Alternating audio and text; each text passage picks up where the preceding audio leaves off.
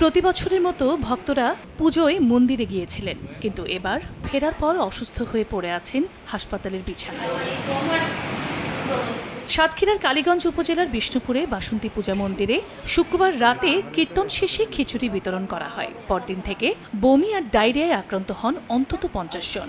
এর মধ্যে 25 জন কালীগঞ্জ স্বাস্থ্য কমপ্লেক্সে চিকিৎসাধীন, বাকিরা স্থানীয় বিভিন্ন ক্লিনিকে ভর্তি আছেন।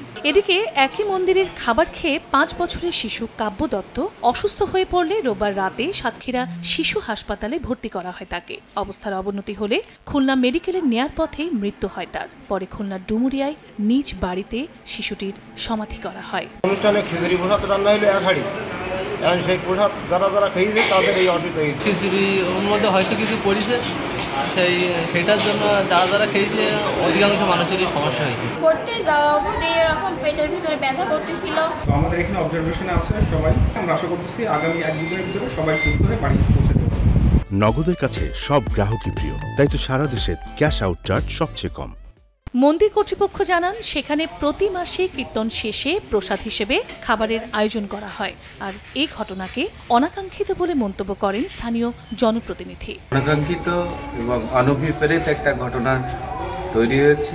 অবস্থা কি এখনো অ্যাকুরেট কিছু বলা যায় না, তবে আমরা যতটুকু জানি এখানে ফুড পয়জনিং। পুলিশ জানায়, স্থানীয় যে হোটেলে মন্দিরের জন্য খিচুড়ি রান্না করা হয়েছে, সেই খিচুড়ি খেয়ে বিষক্রিয়ায় হোটেল মালিকও অসুস্থ হয়ে পড়েছেন। খিচুড়িটা স্থানীয় একটি হোটেলে রান্না করা হয়েছিল, যে হোটেল মালিক নিজেও এই খাদ্য খেয়ে অসুস্থ বলে আমরা জানতে পারি। খাবারের ফলে একটি শিশুও নাকি বিষক্রিয়ায় মৃত্যু হয়েছে।